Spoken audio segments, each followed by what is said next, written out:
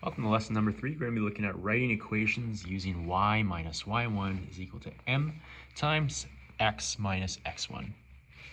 Now this form of the equation is known as point-slope form. Now the reason it's called point-slope form is because we're given a point as well as the slope of the line, and we use that in order to form an equation of our line here. So looking at this graph, we want to determine the slope of the graph of y plus 3 is equal to 2 times x minus 1.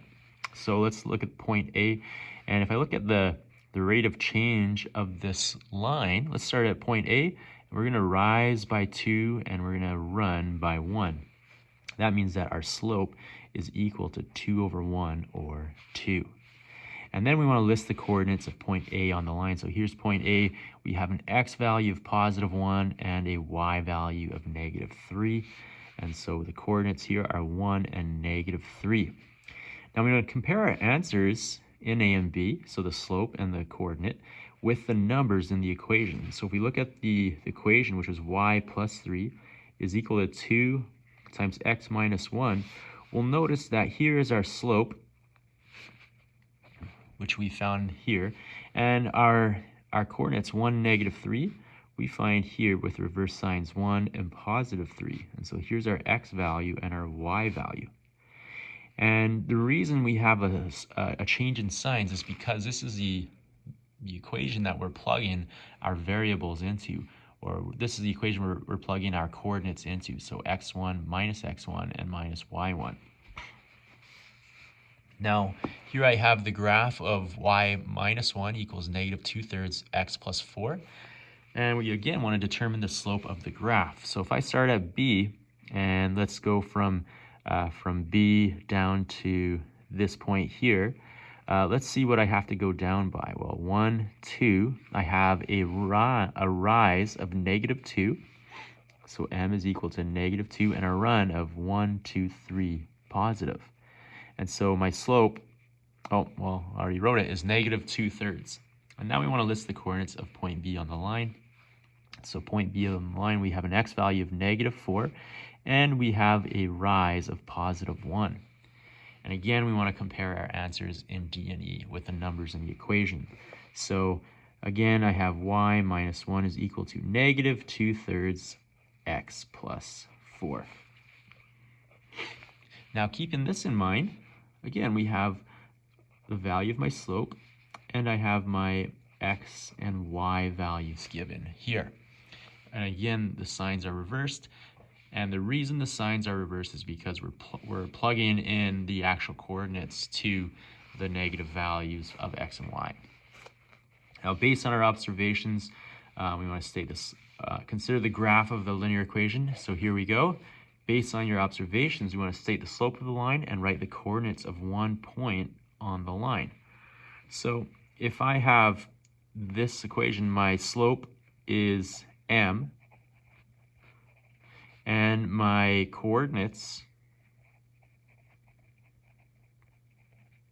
would be x and y. Now with point-slope equation of a line, the point-slope form of the equation of a line is y minus y1 equal to m times x minus x1. And remember, m is the slope, and x1, y1 represents a point on the line. Now, to determine the equation of a line in future math courses, this point-slope equation is used more frequently than the y-intercept equation. Now, this one is helpful when we have the slope and a coordinate of any point. And it's also easier to go to general form, and that's going to be looked at in lesson number 4. So first of all, let's state the equation in point-slope form of the line through the given point and with the given slope. So here's my equation, y minus y1 is equal to m times x minus x1. Here's my slope, which will go in for 3, and then we have y minus positive 5, which would just be y minus 5, and x minus positive 6, which would be x minus 6. With this next problem, we're using the same equation, so y, but now we have minus negative 1, which is equal to negative 4x minus positive 1.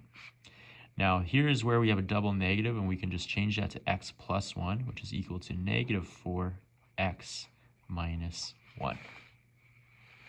And lastly, I have the coordinate negative 9 and negative 8, and the slope of 1/2. So we'll have y minus negative 8 is equal to 1/2 x minus negative 9. So we can rewrite this as y plus 8 is equal to 1/2 x plus 9. In class example number 2, in each case the slope of a line is given and a point of the line is given. And we want to determine the equation of the line in slope y-intercept form. So y is equal to mx plus b. So let's plug these in, where I have y is equal to mx plus b. And first of all, I have a y value. I have an x and I have a y value. So I have my y value, which is 2, my slope, which is 5, and my other point, which is negative 5 plus b. And here we're going to be solving for the b value. So 2 is equal to negative 25 plus b. If I add 25 to both sides, I can solve for b. And I'll have 27 is equal to b. And so when I plug this all in, my final equation is going to be y is equal to 5x plus 27. With example b here, we're going to take the same approach. Y is equal to mx plus b. And I have a y value of 4, a slope of negative 7, and an x value of negative 3, where we need to solve for our b value.